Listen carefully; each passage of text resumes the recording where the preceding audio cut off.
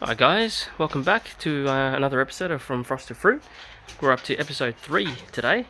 It's been about a couple of weeks now since I gave you guys an update on how everything was going. So I was out here this morning and I thought, given the garden, or this morning rather, this afternoon, I was out this morning thinking I need to update and do another episode.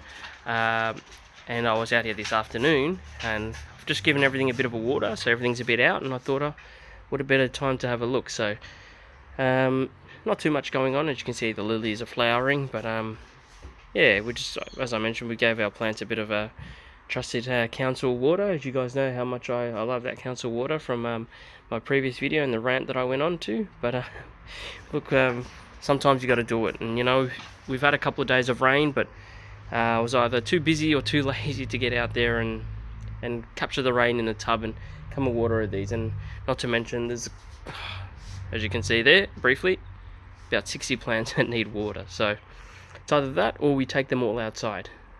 So anyways, I'll let you guys decide what we do.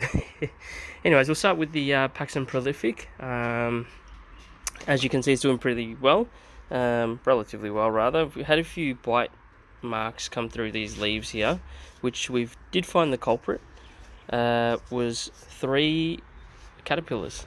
So, you know, if winter doesn't do its damage enough, which the leaves are quite beautiful size, actually, I must add, but the bite marks, there you go.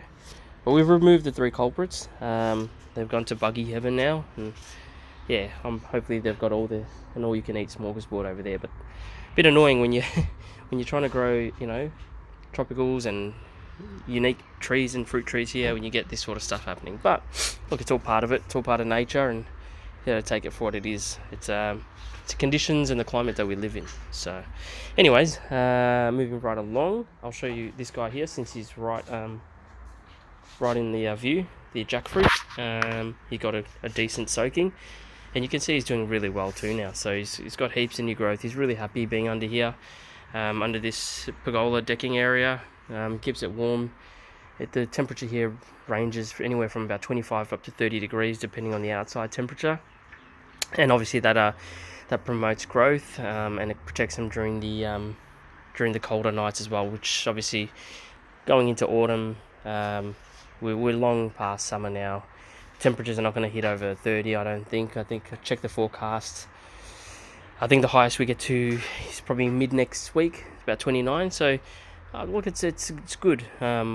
It's comfortable temperature for these tropicals, and on top of that, when I do water them, I give them a spray on the top. I also spray the roof so it drops down, and then it keeps the humidity high as well. So look, it's a win-win for everyone, for me and for the plant. So moving right along, I'm not sure how well we can see this, so I might move to the side here. The 2 yellow papayas, both shiny. You can't really see it at all because the lighting's coming from behind me now, but both doing relatively well. Can't complain. We all know, like based on my previous videos, yellow papayas do fine here in Melbourne as long as they've got some part of protection. And their yellow papaya has been my successful papaya growing here, besides Babaco, which is not true papaya, but yeah, those papayas are doing really well. The Hawaiian guava, turns out that fruit was not a fruit at all, it's just a flower, which is fine by me.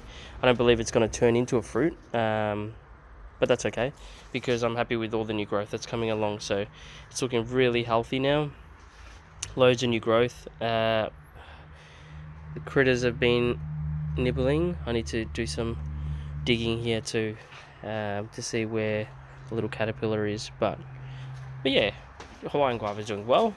I think where's that flower? There's a flower there. So probably no luck in turning into a fruit, but he's alright. We can keep him just there for now, and he'll be protected here. So yeah, relatively happy. The bougainvillea is still letting out flowers, which are beautiful. Love the bougainvillea. The other main jackfruit, which I purchased, is doing sensational. It's the height, it's just growing so quickly now, which is a shame, because we're heading to winter. It's a bit of bittersweetness, I guess. I mean, we do want it to grow, so sort of builds its resilience towards our winters. But I don't know how winterized, for lack of a better term, that this jackfruit will be, since it's probably come from northern New South Wales, or even southeast Queensland probably. But it's doing great now. It's got a lot of protection, so it's doing really well. The leaves are massive, which is awesome. That's a great sign. It means it's healthy. Loads of new growth on the top. The new growth is just beautiful, deep, dark green, and no signs of damage at all. So pretty cool. And both these jackfruits will remain in the pot at least these nursery pots rather, at least till next summer probably. They're comfortable in there. I don't believe they're going to get root bound or anything like that anytime soon, especially with winter coming along, so I wouldn't be too afraid of that, at least for the meantime. Besides we've got a cluster of tropicals here, so I'll pull these guys out slowly so we can have a look together. Another yellow papaya, pretty small. Can't really report too much on him. I don't know, he's a bit of a funny one, but he's alright as long as he stays alive, I guess. And then during summer we'll see how he goes. So yeah, put the papaya to the side for now. Starfruit flowers are still hanging on. This guy has done heaps of growth as well over the summer period, so he's done really well. A few yellow leaves, but nothing too much to stress about. The flowers, as I mentioned, they're still hanging on there. I was doing research on these flowers, which is probably an interesting point too, because I've been sort of looking into flowering starfruits in Melbourne, and there's only one other starfruit that I found on YouTube that actually fruited rather from flower, and that was in a pot as well. Bear with me, I'm just putting these guys back. In a pot as well, and yeah, successfully fruited. But in the tropics they have a pollinating insect specific to the starfruit that actually goes and pollinates these flowers. Now, obviously there are temperate climates where this is happening, so I'm not saying it's completely impossible here.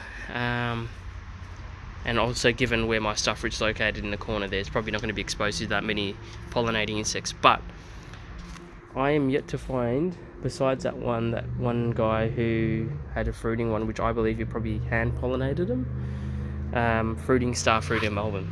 So if you successfully got your starfruit, whatever the type it is, I think mine is what is it? I can't see. Thai Night.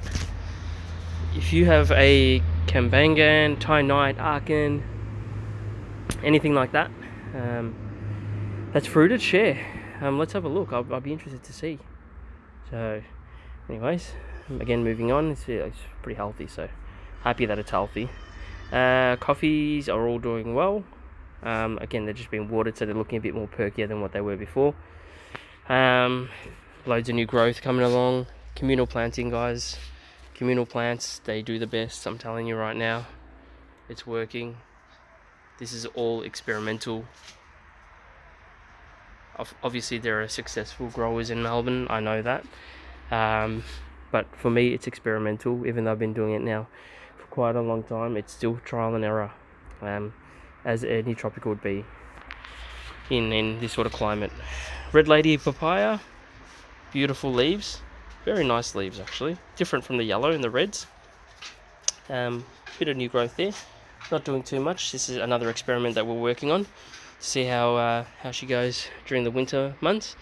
She'll have a lot of protection with the coffee, the gingers there, the hibiscus and whatnot, and plus the pergola to keep her warm. So we've got another yellow papaya doing better than the first two. So again, loads of new growth on that. It's doing really well. Again, guys, I highly recommend yellow papaya, and still a tropical plant because, well, that's where they came from, South America. And there are many varieties. There's the red variety, there's yellow variety, all are tropical. So give them all a shot. If you struggle with the red, start with something a bit easier like the yellow.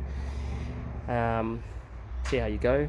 I started with reds, then I went to Babaco, did Babaco, got sick of it. Fruit didn't taste too amazing, and went to the yellow. And now the yellow is growing well, and now I'm back on red ladies. So it's all worth a shot.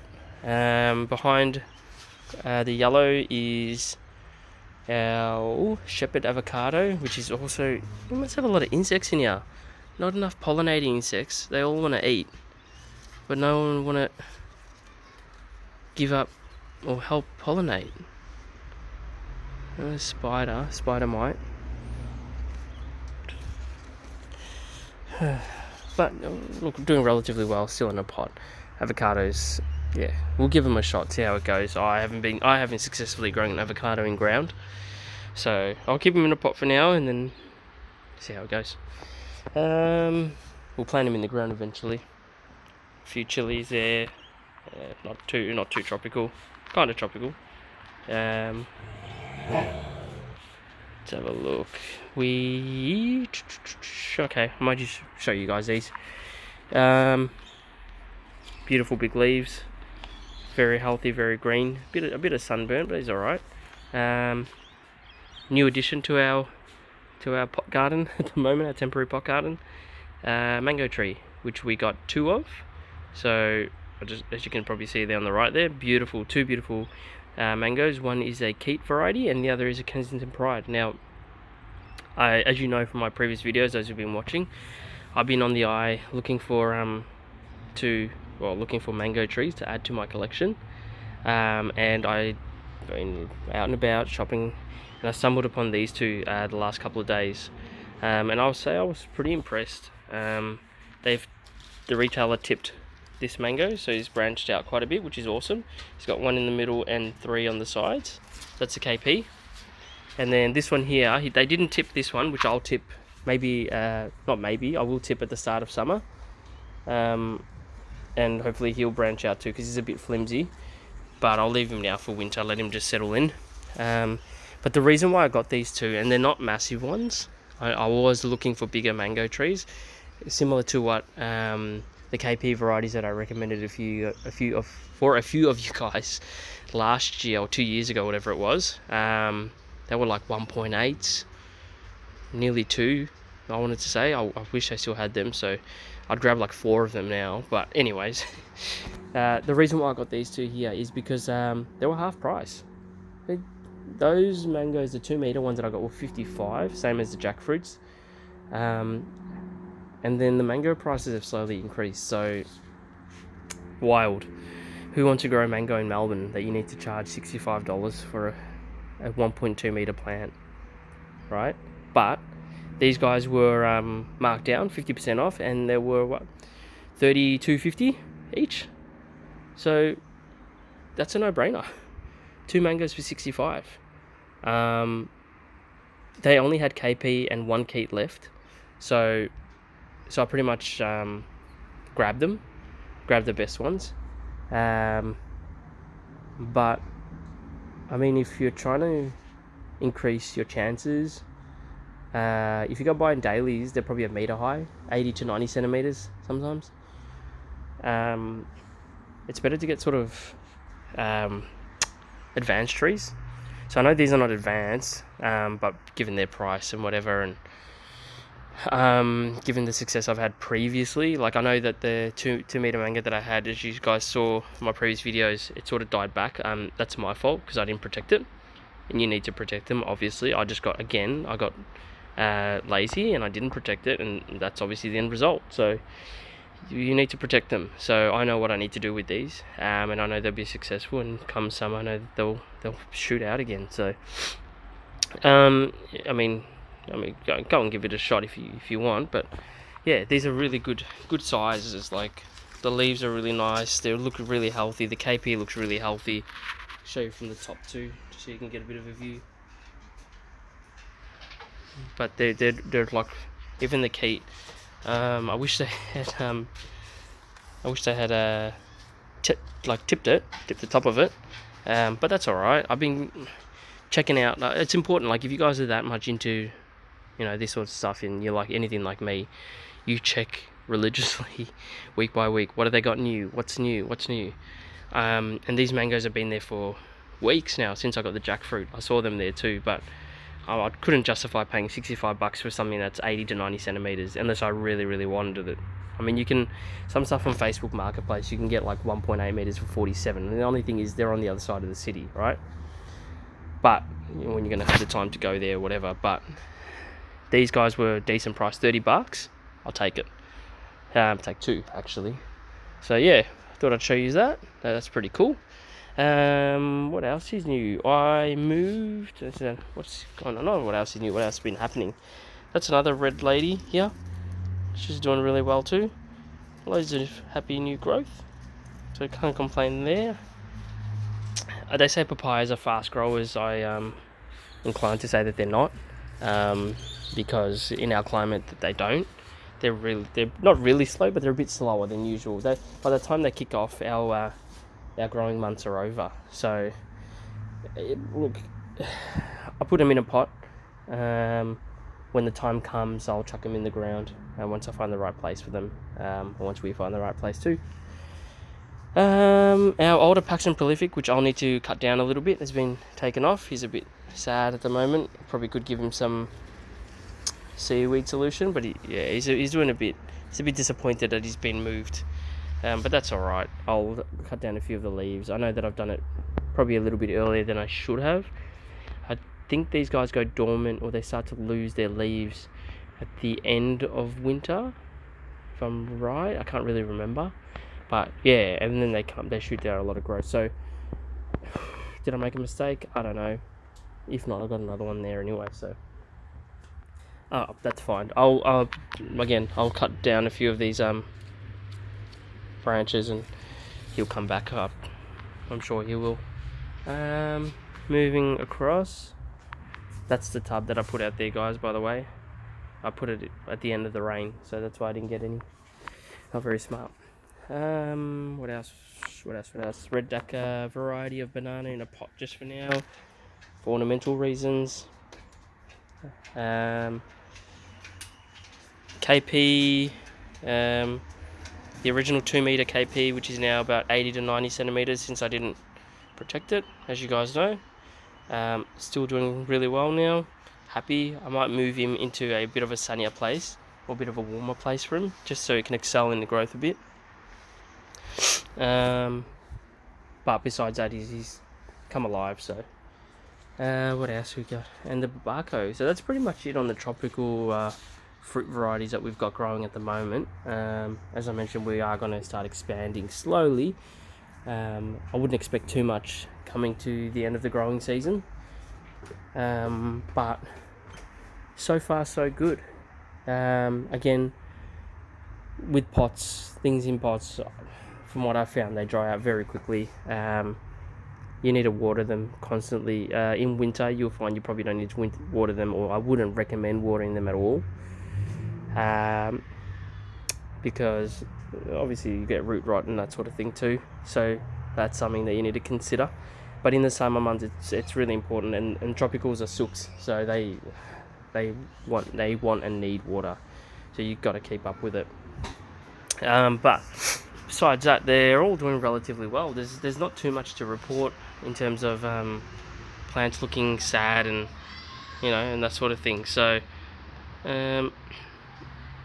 yeah, I think if you guys have got any questions or whatever, or you want to see something in particular, or know something where I got something in particular or whatever, I mean, send me a message. Don't forget to like the video. Obviously, I check those stats now. I'd love to see people who are interested in this sort of stuff. And if you subscribe to me, I'll probably most likely subscribe to you as well, just so I can see how your garden's growing, because it gives us all motivation, those of us who are enthusiasts at growing these sort of challenging, these more challenging plants. I mean, anyone can grow a gardenia or an apple tree, or a camellia, or a plum tree, but can you grow mango trees? And if you can grow mango trees, can you grow jackfruit trees? Because that's this is when the big challenges start coming. So you really got to have a passion for it, I guess. They need that extra care, as I mentioned in the previous video. They like different things. The soil sometimes got to be a bit different, a bit more sandier, better drainage. Kind of up like our brothers and sisters up in the northern states are a bit of a special kind of people. But don't take my word for that. I've got family up there too, so there you go. But yeah, no, I you know, with a bit of extra care and whatever, like, this is the results that you can pretty much have. Like, it's pretty cool. I mean, it looks like this now as well. Come end of autumn, come and talk to me and we'll show you. But like, obviously, you know, that's pretty cool. I'm pretty happy with that. I reckon you guys will be pretty happy with that too. And it looks even better at night, so when the lights come on. So, I mean, is it worth it? 100%. Aesthetically, it's good for your mental health too. If you're interested in this sort of stuff mentally, I highly recommend it. And if you need any tips on what I've done, or watch the people that I follow too. You know, they're all enthusiasts, and you know, they've done it for years. And no one's saying that they're professionals and we're professionals or whatever, but it's more just like trial and error. You know, every time you go into a nursery and you grab a jackfruit and everyone stares at you like, oh. Or even amongst your own friends and your own family, and you're like, oh, what are you growing? I got a jackfruit. Like, you know, speechless. So it's a cool hobby to have. It's a challenging hobby to have. But if you want to put a bit of effort, I wouldn't say you need that much time to it, especially if you're putting them in pots. Even in the ground. Like, find the right location, water, top up the water, protection. It's more than your common plants need, obviously. If you don't like gardening, if you don't like outdoors, don't do it. Because these plants will turn you off. They look beautiful in summer because they need absolutely nothing but a bucket of water. But during the winter, you've got to get out there. You've got to protect them. Or they're just not going to make it. And then they freak out too. So some of them look like they're dead. And then they come back. So from the rootstock or even from the roots itself. So yeah, there you go. Anyways, leave your comments below. I love seeing them, as I said. I love seeing the likes. Welcome to all the new subscribers. I've seen that's been growing too, so that's awesome. I love that. And I'll keep posting videos like I'll try and do it every 10 days, just so we can see the progress on how everything's going. And I'll leave you with this beautiful flowering hibiscus, which is just awesome. By the way, guys, I'll be going to Cairns too in the next couple of days, so be awesome. Maybe I could bring back some plants from there. I don't know. Bring some fruits back. So we did last time, some mangoes and that. So have a good day, guys, and we'll catch you from the next video, next couple of weeks or so. See you later.